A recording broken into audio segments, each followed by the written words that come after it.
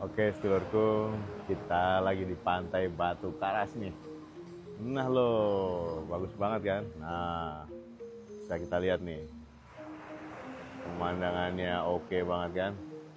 Nah, di pantai yang bagus ini kita mau ngobrolin sedikit tentang depression. Nah, sebenarnya ada beberapa hal sih yang menyebabkan depresi. Kita ulang lagi, mungkin di video sebelumnya bisa kita cermati lagi nih. Yang pertama adalah seringnya stres yang berkepanjangan. Makanya sedulurku ketika merasa capek, merasa kewalahan, ya, merasa nggak enak hati, alangkah baiknya untuk segera merelaksasi diri, santai, atau ketemu dokter, ketemu psikiater bila mana perlu, gitu ya sedulurku ya.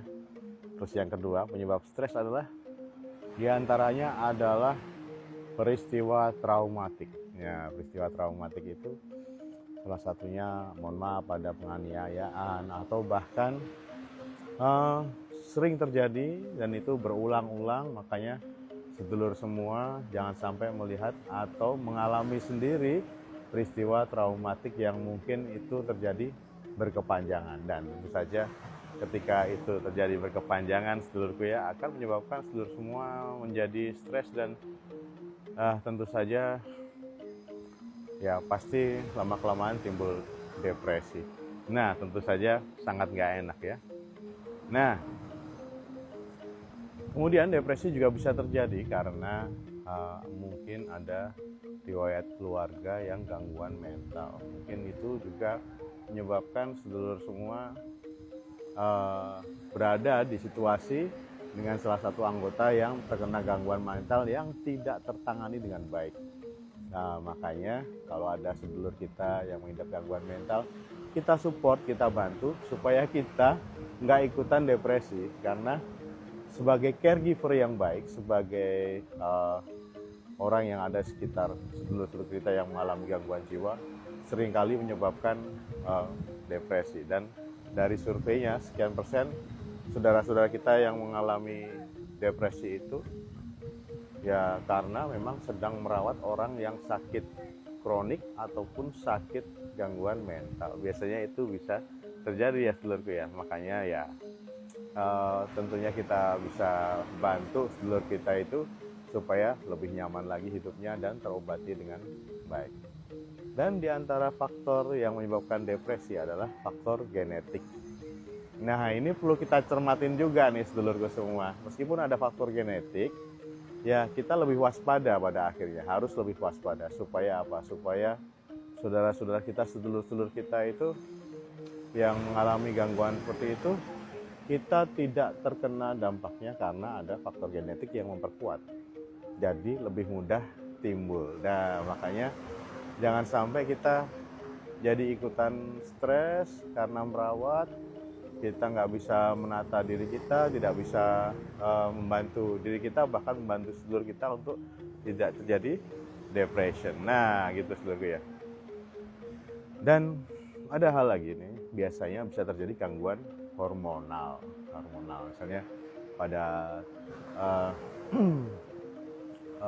perempuan atau yang sedang melahirkan, pasti ada lonjakan kortisol atau hormon yang lain yang bisa menyebabkan stres, sehingga lama-kelamaan bisa timbul yang namanya depresi. Jadi gitu ya.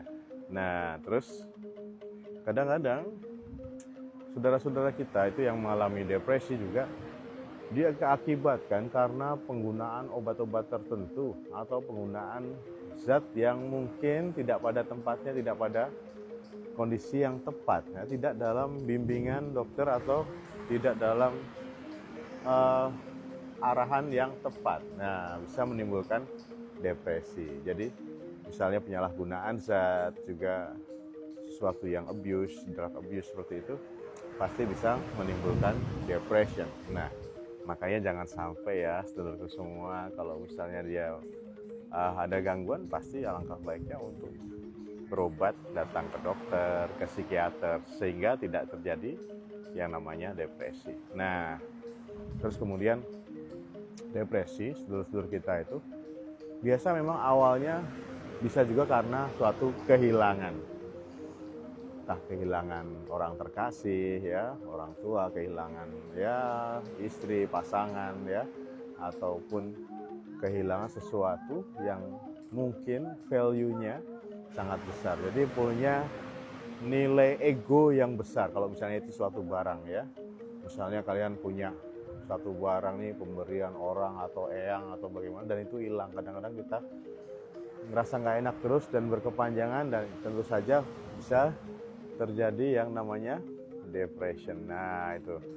Nah terus kemudian ada lagi nih yang bisa kita pahami, bahwa sedulur kita yang mengidap depresi itu kejadian-kejadian tertentu ya, kadang-kadang ada berita negatif tentang dirinya karena dia scrolling sosial media dan itu membahas tentang dirinya atau perihal dirinya atau aib-aib yang tersebar atau bagaimana, seperti itu bisa menyebabkan depression juga.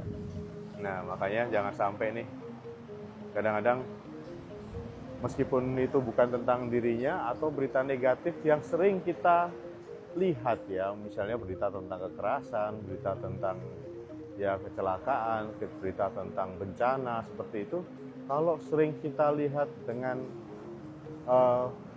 penerimaan yang kurang baik, jadi kita persepsikan dengan baik, maka hal itu juga bisa menyebabkan depression.